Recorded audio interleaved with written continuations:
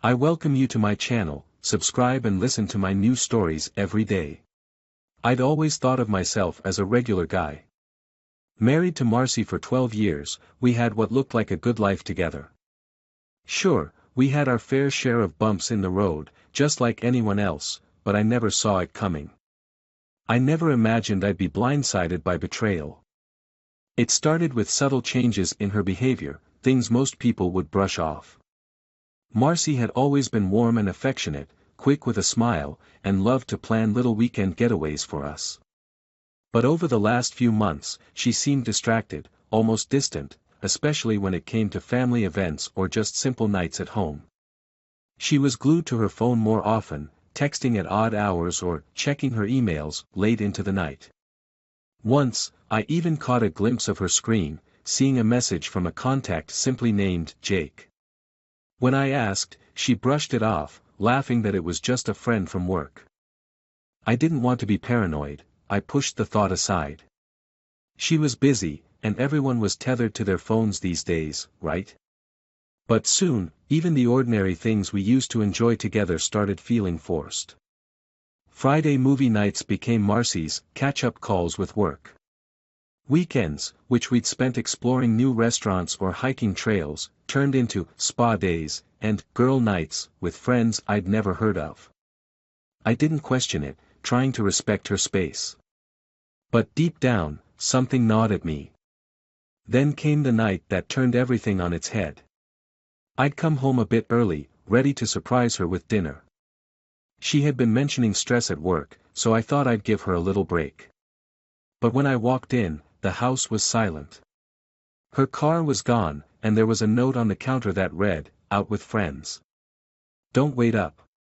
It was a simple note, one she'd left before. But this time, a feeling I couldn't shake took hold of me, a heavy, sinking feeling that I tried to ignore.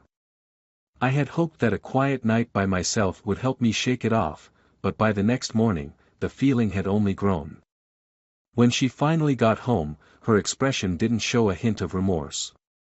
In fact, she looked almost smug. "Morning," she said with a casualness that infuriated me. She poured herself a cup of coffee and went about her routine, acting as if nothing was amiss.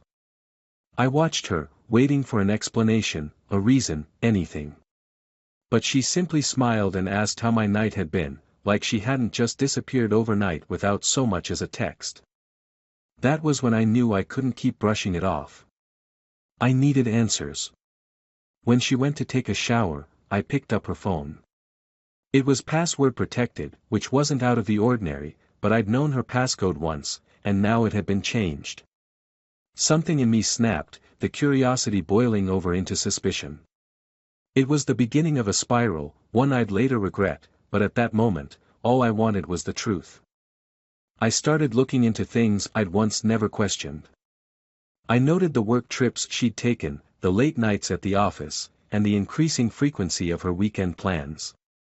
I'd let it go because I wanted to believe she was being honest with me. But now, each of those small moments felt like breadcrumbs, leading to a truth I was afraid to confront. Then, a few weeks later, she casually mentioned she'd be out of town for a weekend retreat, a wellness weekend, she called it, to de-stress and recharge.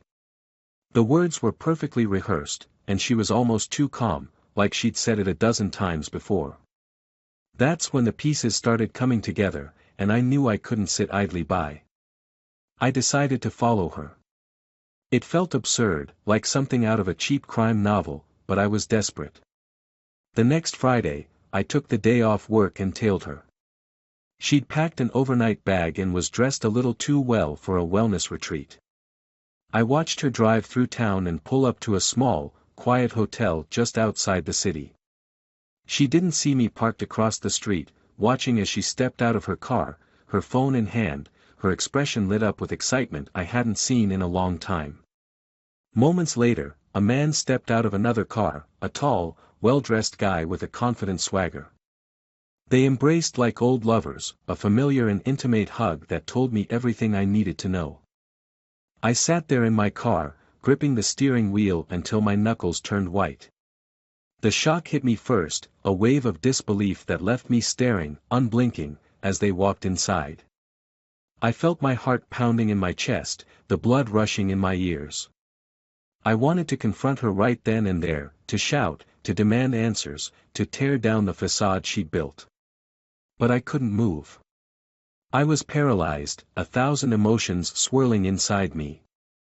Part of me wanted to storm in there, to tear him away from her and demand that she explain herself. But another part, a quieter, more rational side, held me back. This wasn't just a mistake, it was a choice she'd made, one she had carefully hidden from me. After sitting there for what felt like hours, I finally drove home. I didn't know how to feel. Betrayed? Furious? Devastated? It was all a blur, emotions I couldn't even put into words. I wanted to scream, to punch something, to erase the images seared into my mind. But instead, I went back to the quiet, empty house and sat in the dark. Every memory I had of our life together replayed in my mind, now tainted with the bitter taste of betrayal. The next morning, I woke up in a daze. I'd barely slept, lying awake in the quiet hours, replaying every moment I'd seen the night before. I couldn't shake the image of Marcy with that man. The way she looked at him, the casual familiarity between them, it was clear this wasn't a one-time thing. They had a history, something deeper than I'd let myself imagine. I felt hollow, almost numb, as if all the air had been sucked out of my lungs. But numbness quickly gave way to anger, an anger so fierce it shocked me. I'd been a good husband, a dedicated one. I had always supported Marcy, even during the tough times, even when work kept me late, or when she wanted to go on these last-minute retreats. I'd given her everything I had. And in return, she'd given her loyalty to someone else. I couldn't sit still. I needed to do something, anything, to keep from going insane. I went through her things, her drawers, her closet, her personal belongings, looking for more signs, more proof. Part of me wanted to find nothing, to believe this had been a one-time lapse in judgment. But what I found only fueled the fire. There were receipts from places she'd never mentioned, dinner reservations at upscale restaurants, all from weekends she claimed to be on solo, wellness retreats. I found gift receipts for expensive items I'd never seen around the house, things she hadn't bought for me. And then, buried at the bottom of a box, I found a small, velvet-lined jewelry box. Inside was a gold bracelet engraved with the initials M and J. My stomach turned as I realized who the J must be. Jake. It was a name that had floated around her conversations, someone I'd assumed was a distant acquaintance. But now, it seemed he was much more than that. I put the bracelet back, closing the box slowly as I tried to keep my anger under control. I wanted to smash it, to rip apart every memory she'd tried to hide, but that wouldn't bring me the satisfaction I craved. No, if Marcy thought she could play me for a fool, she was in for a surprise. If she'd been leading a double life, then I'd make sure she felt the consequences of her choices. Later that night, Marcy came home like nothing had happened, like she hadn't spent the weekend in the arms of another man. She walked through the door with that same easy smile, the one that used to make me feel at home. Now, it only made my blood boil. I watched her carefully, my face impassive as she gave me a quick kiss on the cheek. "Hey, Han," she said, setting down her bag. "Sorry I was out so late. The spa ran late, and I ended up crashing with Jill."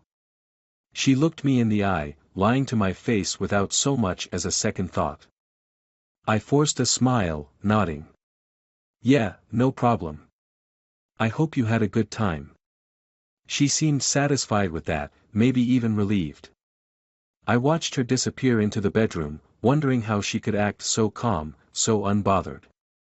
Did she think I was oblivious, that I'd simply take her at her word without question? That night, I lay next to her, pretending to be asleep, my mind racing. Every whispered, "I love you," every intimate moment we'd shared, it all felt like a farce now, something I'd been deluded into believing was real. The next few weeks went by in a blur of routine and pretense. Marcy continued with her usual charade, and I played along, my emotions a storm beneath the surface. I kept my routine, went to work, and carried on as if nothing had changed. But in the background, I was planning. I started gathering information, keeping track of her movements, her texts, and her calls. She'd become careless, texting her friend Jake with little regard for hiding her conversations. I noticed how she'd step into the hallway during these calls or casually mention a weekend away without bothering to keep her excuses straight. I was disgusted by the way she'd twist her stories, how she'd offer half-truths and expect me to swallow them whole. One Saturday morning, she mentioned another work retreat. It was an easy lie, thrown out with barely any hesitation. I could tell she was excited, probably planning her next rendezvous. "It'll just be for 2 days," she said, pouring herself a coffee.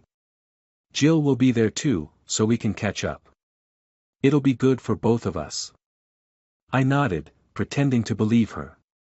"Yeah, that sounds nice. Hope you have a good time." I watched her closely, wondering if she noticed the shift in my tone, the slight edge beneath the words. But she was too absorbed in her own little world to care. When she left that afternoon, I waited until she was out of sight before I made my move. I'd contacted a private investigator a week prior, someone discreet, someone who'd been down this road before. It was time to find out the full extent of her betrayal. For the next 48 hours, I tracked every update from the investigator, who sent photos and messages at every turn. Marcy had checked into another hotel, this time a few towns over. The photos showed her with Jake, laughing, holding hands, acting like they were the happiest couple in the world. The sight of it was enough to make me sick, but it also gave me clarity. There was no doubt left, no room for her to deny it. She'd chosen him over me, plain and simple. When she returned, I didn't confront her, not yet. Instead, I kept playing my part, knowing that a confrontation would give her exactly what she wanted, a chance to justify her actions, to throw blame on me, to make it seem like her betrayal was somehow my fault. I couldn't give her that satisfaction. No, I was going to handle this my way. Over the next few days, I prepared in silence. I moved assets quietly, consulted lawyers, and ensured every detail of her infidelity was documented. I wanted to be ready for the day when I could finally throw the truth in her face, leaving no room for her lies. When the day finally came, I kept my composure as I prepared for dinner. I'd arranged everything to be perfect, her favorite meal, the house spotless, and a small manila envelope with all the evidence I'd gathered. Tonight was going to be the end of the charade, and I wasn't going to give her the satisfaction of making it dramatic. She came home, tired and distracted, barely noticing the effort I'd put into the evening. We sat across from each other at the table, eating in silence, her occasional attempts at small talk met with my calm, impassive responses. I watched her closely, waiting for the right moment. When she reached for her glass, I slid the envelope across the table. She looked down, confused. "What's this?" she asked, lifting the flap with a slight frown. "Go ahead," I said, my voice steady. "Open it." She hesitated, glancing up at me with a nervous smile, as if expecting some kind of joke. But as she pulled out the photos, the texts, the receipts, all the proof of her lies, her face paled. She looked up at me, her eyes wide with shock. I didn't say a word. I just sat there, watching as her world came crashing down. The shock on Marcy's face was satisfying, a flash of panic that twisted her mouth into a stunned silence. She stared at the photos, the texts, the receipts, her fingers trembling as she flipped through each one. I kept my gaze steady, waiting for her to speak, my face calm and unreadable. Finally, she looked up, her eyes wide and searching. How did you get these?" she stammered, the words barely audible. "Does it matter?" I replied, my voice cold. I leaned back, crossing my arms. "It's all true, isn't it?" She swallowed, her eyes darting between the envelope and my face, scrambling to find a foothold in the conversation. "It's not, It's not what it looks like, she started, her voice trembling. I couldn't help but laugh, a short, harsh sound that filled the silence. Not what it looks like, I repeated, leaning forward. Really, Marcy? So that guy you're embracing in the photos? Just a friend, I suppose. And the hotel rooms, the dinners, the weekends away, are those just misunderstandings too? Her face twisted with guilt, but she pushed forward. I was lonely, okay? You're always so busy with work, and I felt neglected. I needed someone who would be there for me, she said, her voice wavering as she reached for a shred of justification. I shook my head, feeling a surge of disgust. Lonely? You felt neglected? I repeated, my voice barely more than a whisper. Do you have any idea how hard I've worked to build a life for us? To give you everything you've ever wanted? And this is how you repay me? Tears welled up in her eyes, and for a split second, I felt a pang of sympathy. But then I remembered the lies, the sneaking around, the betrayal. I steeled myself, refusing to let her guilt sway me. I never meant to hurt you, she whispered, dabbing at her eyes, as if tears could erase the damage. It happened. I didn't plan for it. Oh, so it was just an accident? I asked, sarcasm thick in my voice. You accidentally ended up in another man's arms? You accidentally spent nights with him in hotel rooms? I shook my head, unable to contain the bitterness. Don't insult me, Marcy. You made a choice. She looked down, her hands clutching the photos as if they were evidence she could somehow destroy. I'm sorry, she said, her voice barely a whisper. Sorry? I scoffed, anger flaring up again. You're sorry because you got caught, Marcy. If I hadn't found out, you'd still be lying to my face, wouldn't you?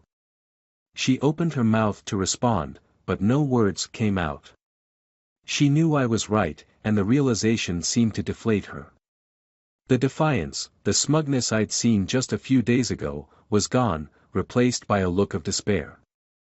For a moment, we sat in silence, the weight of her betrayal hanging heavily in the air. I could see her struggling, searching for some way to salvage the situation, some excuse that would make everything all right. But there was nothing she could say, and we both knew it. Finally, she broke the silence. I know I've hurt you. I know I messed up, she said, her voice barely more than a whisper. But, can we try to work through this?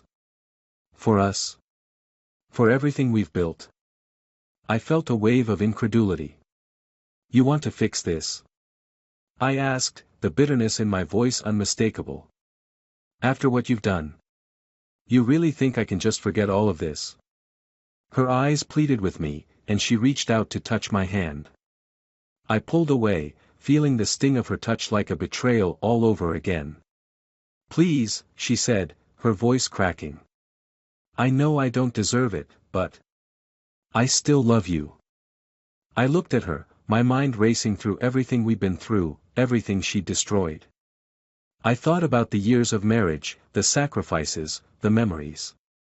And I thought about the life we could have had if she hadn't chosen someone else over me. You still love me? I asked, my voice low, barely concealing the anger simmering beneath the surface. If you loved me, Marcy, you wouldn't have done this. You would have come to me, talked to me, told me how you felt. But instead, you went behind my back. She looked down, her face contorted with shame. I know, she whispered. I was selfish, and I didn't think about what it would do to you. I let out a bitter laugh. No, you didn't. You didn't think about me at all, did you? You only thought about yourself. And now you want me to just forgive and forget? Pretend this never happened? I know it's a lot to ask, she said, her voice wavering. But please, let's try. We can go to counseling, work through this. I'll do whatever it takes. I stared at her, my mind churning with a mixture of anger and disbelief. Counseling? Working through it? Did she really believe we could just go back to the way things were? That she could erase the betrayal with a few sessions in a therapist's office? But even as I sat there, grappling with the enormity of her betrayal, a part of me knew that I couldn't let her back in. Not after everything she'd done, everything she'd hidden. She'd shattered my trust, and I knew it was something that couldn't be mended. I took a deep breath, steadying myself. Marcy, this isn't something I can just forgive, I said, my voice calm, though my heart pounded. You broke something between us, something I don't think can be fixed. She looked at me, her eyes wide with panic. Please, don't say that, she whispered. We can work through this. I'll do anything, just, please, don't throw this away. I shook my head, the finality of my decision settling in. I'm not the one who threw it away, I replied, my voice quiet but firm. You did that the moment you chose him over me. Tears spilled down her cheeks, and for a brief moment, I felt a flicker of sympathy.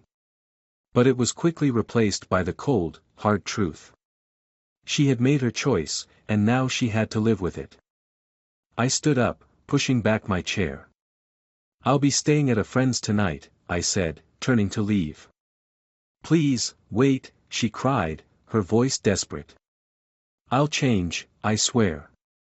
I'll do anything you want. But I'd already made up my mind. Without looking back, I walked to the door, feeling a strange sense of relief, a lightness that had been absent for too long. The weight of her lies, her betrayal, had finally lifted, leaving me with a newfound clarity. As I stepped out into the cool night air, I knew there was no going back. Marcy had made her choice, and now I was making mine. She could live with her lies, her guilt, and her regrets. But I was done carrying the burden. The next day, I filed for divorce.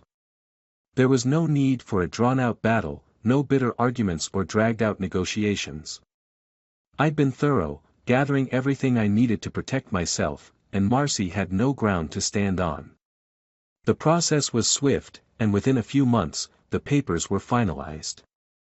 Marcy tried to reach out a few times, leaving messages that I never responded to. Her pleas fell on deaf ears. She had made her choice, and now, she was facing the consequences alone. For the first time in years, I felt a sense of peace. The anger, the hurt, it had faded, replaced by a quiet resilience. I was free from the lies, the betrayal, and the pain. I'd walked away from a marriage built on illusions, and though it had cost me more than I could have imagined, I knew I'd made the right choice. Months passed, and life slowly began to settle into a new normal. My house was quieter, emptier, but in a strange way, it felt like a sanctuary. The burden of betrayal was gone, replaced by a newfound peace. I threw myself into my work, reconnected with old friends, and even started going out more. My mind no longer wandered to Marcy, to Jake, or to the life that could have been.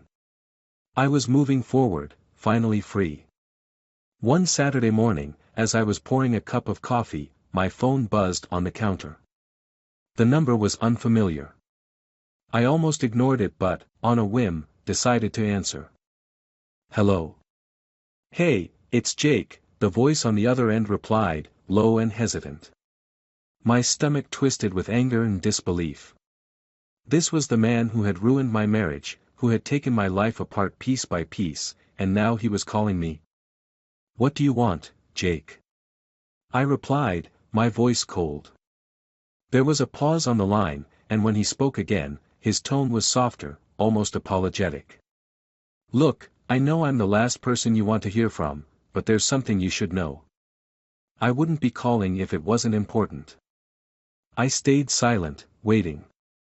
My mind raced with every possible scenario, but none of them made sense. Marcy, she's in trouble, he continued. She's been trying to get in touch with you. I think you blocked her, so. I'm her only option. She's sick, man. Really sick. And she's been asking for you. I felt a chill run through me. Marcy, sick. The last I'd heard from her was a few desperate voicemails after the divorce, messages I'd deleted without a second thought. I'd convinced myself I'd moved on, but now, faced with this unexpected turn, old memories started surfacing. "What's wrong with her?" I asked, my voice quieter now. "She's been diagnosed with a rare autoimmune disorder," he replied, sounding pained. "It's aggressive. And she's not handling it well. She hasn't been able to work, and honestly, she's falling apart. She thought maybe you'd want to know." I let his words sink in, unsure how to feel. Part of me wanted to hang up and walk away, to leave her with the consequences of her choices. But another part of me, the part that had once loved her deeply, couldn't ignore the pang of sympathy. "And what do you want from me?" I asked finally. She wants to see you," he said, his voice barely a whisper. "I know it sounds crazy after everything, but she keeps saying she needs to talk to you, that there's something she needs to tell you. She's scared, man. It's like she's trying to find closure or something." A long silence stretched between us. Every instinct told me to refuse, to stay as far away from Marcy as possible. But something inside me, something I couldn't explain, compelled me to agree. "Fine," I said, my voice hard. "Tell her I'll meet her tomorrow." The next afternoon, I drove to the address Jake had given me. It was a small, nondescript apartment complex on the other side of town. As I climbed the stairs to her door, my heart pounded, torn between anger and curiosity. I knocked, and after a moment, the door opened. Marcy stood there, looking frail and worn, a shadow of the vibrant woman I once knew. Her skin was pale, her eyes tired, and her hair hung limply around her face. She looked at me with a mixture of relief and sadness. "Thank you for coming," she whispered, stepping aside to let me in. I walked into the apartment, noting the sparse furniture, the empty wine glasses on the table, and the pile of bills stacked on the counter. The place was bare, stripped of any warmth or joy. "Why did you want to see me, Marcy?" I asked, keeping my tone even. She looked down, fidgeting with her hands, and finally motioned for me to sit. I stayed standing. After a moment, she spoke. "I know I don't have the right to ask anything from you. I know I ruined everything between us, but I needed to see you. I needed to tell you the truth about why I did what I did." I narrowed my eyes, unsure if I wanted to hear whatever excuse she had come up with. "The truth? Now you want to tell me the truth?" She took a deep breath, her hands shaking. "Yes. I was diagnosed with this disorder a year before everything happened with Jake. I didn't want to tell you because I thought I could handle it alone. But as things got worse, I panicked. I felt trapped, scared, like my life was slipping away, and I didn't know how to face it. I crossed my arms, feeling a surge of frustration. "So, you thought cheating on me was the solution?" "No," she said quickly, shaking her head. "It wasn't like that. I wasn't looking for an escape, not at first. But I needed something to distract me, something to make me feel alive. And Jake, he was there, offering me attention and excitement, and I was weak. I was selfish. I let myself get swept up in it because it was easier than facing the reality of my illness." Her words hit me like a punch to the gut.